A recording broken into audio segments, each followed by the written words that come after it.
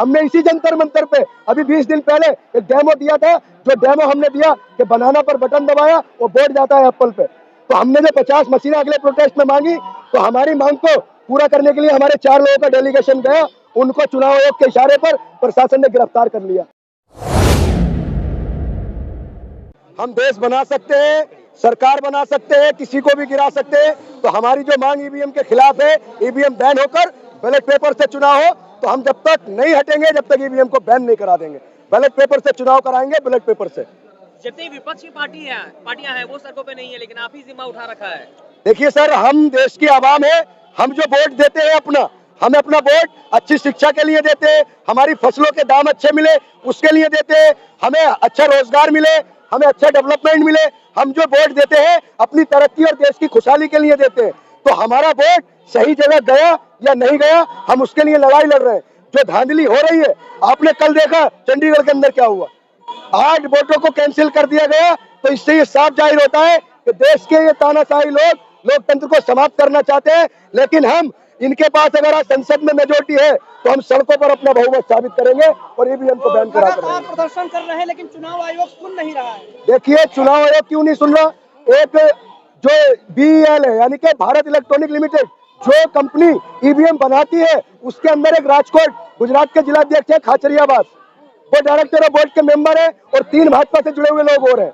जो एक पूर्व अधिकारी है बहुत बड़े, AES शर्मा जी, उन्होंने ये कहा कि ये 4 लोग जो भाजपा से जुड़े हुए हैं ये BEL के मैनेजमेंट सिस्टम में क्यों है?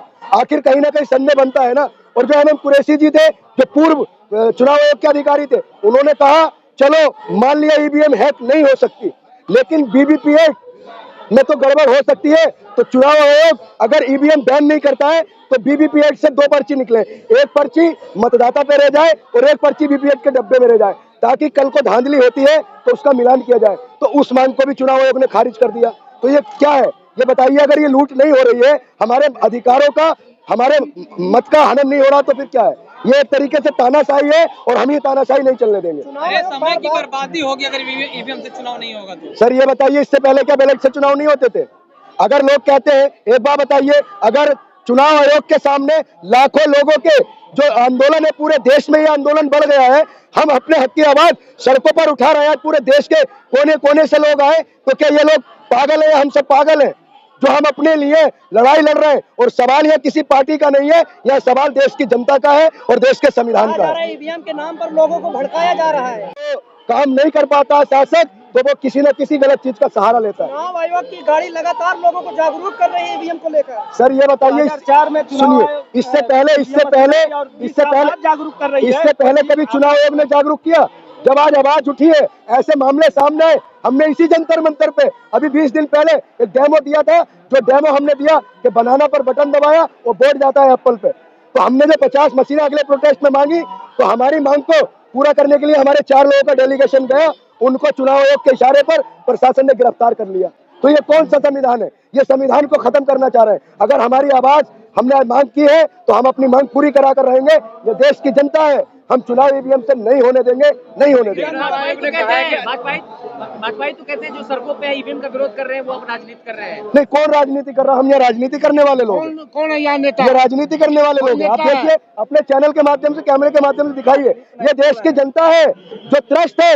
कोई किसान है जो अपना फसलों का नुकसान नहीं मिल पा रहा, नौजवान को नौकरी नहीं मिल पा रही, मजदूर को उसकी मजदूरी नहीं मिल पा रही, लोग पूरी तरह से महंगाई से त्राही मांग रहे। तो ये लोग सिर्फ और सिर्फ गलत तरीके से चुनाव कराना चाह रहे हैं। आपने उदाहरण चंडीगढ़ में देख लिया क्या हुआ। अरे 24 का चुनाव नजदीक है, कुछ ही महीनों में चुनाव होने हैं, इससे पहले ईवीएम का कैसे हटाया जा सकता है? 8 दिन में सर देखिए, जो इतना अभी बहुत टाइम है चुनाव में, और मैंने एक 543 लोकसभा सीटें हैं हमारे देश में, हर सीट पर हजारों की तादाद में कर्मचारी होते हैं।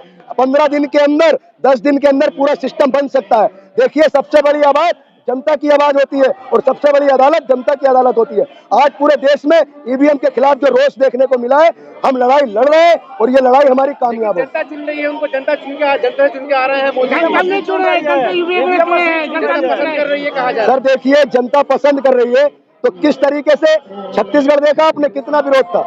मध्य प्रदेश में देखा कितना विरोध था? जनता नहीं चुन रही है। जनता के वोटों का जो हनन और हमारे वोटों की लूट हो रही है, ये लूट हम बर्दाश्त नहीं करेंगे। अब एक बात बताइए, बीजेपी ने कुछ वादे किए थे चुनाव के समय कि 2 करोड़ नौकरियां देंगे, अच्छे दिन आएंगे, 15-15 लाख मिल जाएंगे। क्या हुआ उनका? हर व्यक्ति को जिसका कच्चा मकान है उसको हम पक्का मकान देंगे। देखिए सवाल सर यही है कि देश को किस तरीके से लेके जा रहा है आपने। मैं बीजेपी के नेताओं से एक चीज कहना चाहता हूँ और देश के आवाम से, जो हमारे संविधान का उद्देश्य यानी कि प्रेम्बल क्या कहता है कि हम भारत के लोग, यानी कि हम सब भारत के लोग हैं। आप भी, हम भारत के लोग भारत को एक संपूर्ण संपन्न समाजवादी धर्मनिरपेक्ष गणतांत्रिक राज्य बनाने के लिए तथा उसके प्रत्येक व्यक्ति को सामाजिक, राजनीतिक, न्याय, धर्म, उपासना सब चीज की अनुमति संविधान देता है। तो हमारी बात क्यों नहीं मानी जा रही है? सुप्रीम चुनाव आयोग क्या बहरा हो गया है? चुनाव आयोग को हम लाखों लोगों की आवाज नहीं जा रही। सर देखिए घोटाला हो रहा है। चुनाव आयोग से मैं आपके चैनल के माध्यम से एक रिक्वेस्ट करता हूं कि हम लाखों लोगों की आवाज को दबाया ना जाए। ये लोकतांत्रिक देश है, हमें अपनी बात कहने का पूरा अधिकार है। चुनाव आयोग जो है दबाव में काम कर रहा है। जी बिल्कुल दबाव में, मोदी दबाव में चुनाव आयोग। देखिए जनता सर, जनता में अरे भाई इतने विरोध के बाद भी अगर चुनाव आयोग नहीं बिल्कुल सर, ये जनता की आवाज है। अगर जनता देखिए कोई भी पार्टी को, किसी भी नेता को जनता बनाती है, ना कि जनता को किसी सरकार ने नेता ने नहीं बनाया। जो जनता आपको बना सकती है वो जनता आपको गिरा सकती है। और देखिए चुनाव आयोग में जो कर्मचारी हैं वो हम सबके सेवक हैं, नौकर हैं। हमारे पैसे से तनख्वाह लेते हैं, हमारे पैसे से जो ऐशो आराम की जिंदगी जी रहे हैं वो जनता के पैसे से।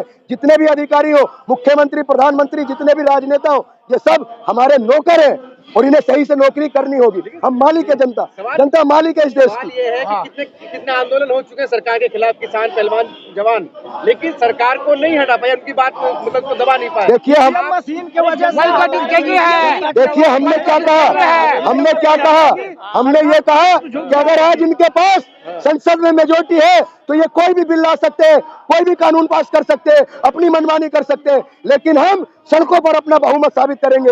ये धरती गांधी की धरती है, ये धरती बिस्मिल की धरती है, ये धरती अंबेडकर की धरती है, ये बाबा साहब अंबेडकर की धरती है और हम इस धरती को नहीं झुकने देंगे, ना मिटने देंगे। हम इनके खिलाफ लड़े हैं और लड़ते रहेंगे। 24 में 400 पार।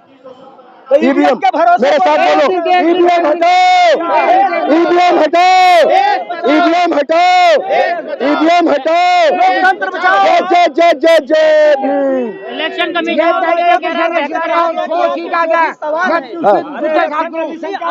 उनकी वेबसाइट पे आप सवाल दर्ज कीजिए। सर एक बात बताइए, जब हमारे लोग ये बताइए जो ईवीएम की आवाज उठाई है, ये कोई ऐसा नहीं है, सबसे आवाज जो उठाई महमूद पराचा जी और भानु प्रताप जी सुप्रीम कोर्ट के वकील हैं और देश के हर मुद्दे पर लड़ाई लड़ते हैं। उन्हीं के आह्वान से, बाम साहब के आह्वान से आज ये लाखों लोग हैं। तो इनकी आवाज, हमारी मांग को, हमारी एक डेलीगेशन नियुक्त किया था, उस दिन आपने देखा, हमारे डेलीगेशन को बोल के गए कि आपको चुनाव आयोग के पास लेके जा रहे हैं, उनको थाने में बंद कर दिया। तो ये कहीं ना कहीं संदेह पैदा होता है ना, अगर हमारी जो जायज मांग है उसे पूरा क्यों नहीं कर रहे। इलेक्शन कमीशन ये कह रहा है बेकार हैं आप लोग। बेकार है मतलब हम इस देश के नागरिक नहीं है, हम कोई पाकिस्तानी या चाइना से आए, हम कोई नागरिक नहीं है। ये देश संविधान से चले जी। एनआरसी लागू होगा तो समझ में आ जाएगा। एनआरसी करो भैया, एनआरसी लागू करो। हम तो चाहते हैं, हम भी चाहते हैं। अडवाणी जी लाहौर से आए थे, अडवाणी सबसे पहले सुनिए सबसे पहले अडवाणी जी की एनआरसी कीजिए, लेकिन उनकी एनआरसी की जरूरत नहीं पड़ी, बीजेपी वालों ने उनकी एनआरसी पहले ही कर दी।